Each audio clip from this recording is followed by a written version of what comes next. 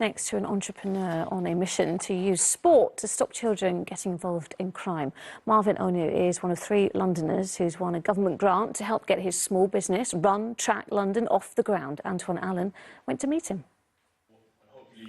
3 of London's new entrepreneurs today pitched and were awarded a grant to develop their community-focused businesses. We want to mirror similar strategies that were used in cities like Glasgow, who had their own youth crime crisis and were able to overcome it. Marvin, the founder of Run Track, was pitching for more than just his own future. I feel like Run Track's going to help a lot of people because we're attacking the problem, which is serious youth crime, from many different areas. Like, we're going to be focusing on early intervention. We're trying to take a more public health approach. We're going to be trying to tackle the whole issue in a more holistic approach. Congratulations. 18 years ago, Foundation founder Simon Lancaster received a £500 grant that he developed into a multi-million-pound business. Today, he's awarded Marvin and the other finalists the money to develop their own. And I said to Marvin after his pitch, if he succeeds in just getting one kid off the street or out of a gang, then it's a winner for me. But hopefully he'll reach even more than that. And I think what he's trying to do is absolutely superb. Well done. Rachel Elnor is a former Dragon's Den investor. As one of the foundation's judges, she was impressed by Marvin's pitch. So Marvin has great energy, and how wonderful it is to see a young guy wanting to create such an amazing business to help alleviate knife crime and to transform society through sport. So a very impressive pitch, and I just loved his energy.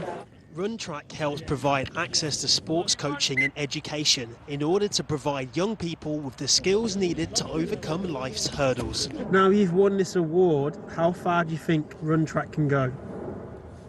I think Run Track can go really far. I think the award that we won is going to allow us to expand our coaching sessions, provide a more diverse range of sport and activities for the young kids.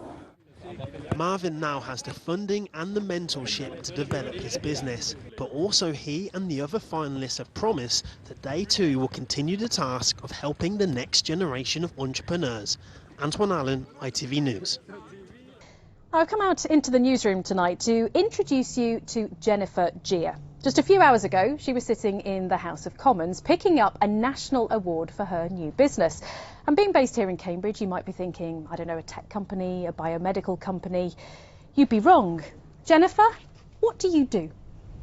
So first of all, I'd like to thank Simon and his foundation for this amazing opportunity because I'm so ecstatic to be a social entrepreneur.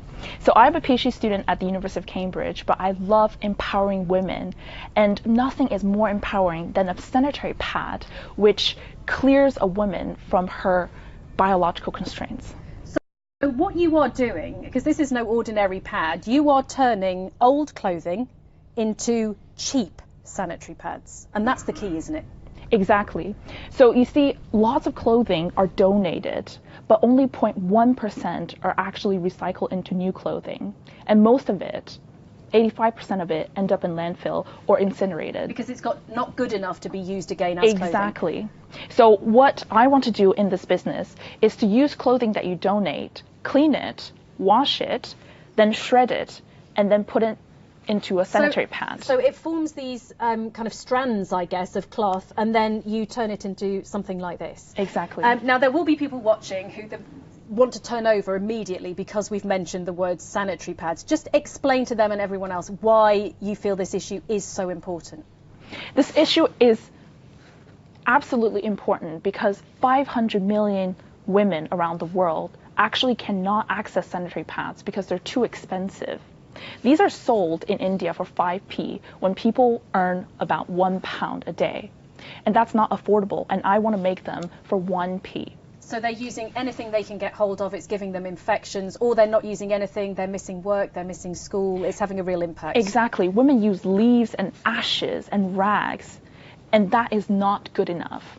Well, you think you can sell these for £1. Simon, I want to bring you in here because it was your foundation that gave this award today. Yes. What made Jennifer's business idea stand out to you?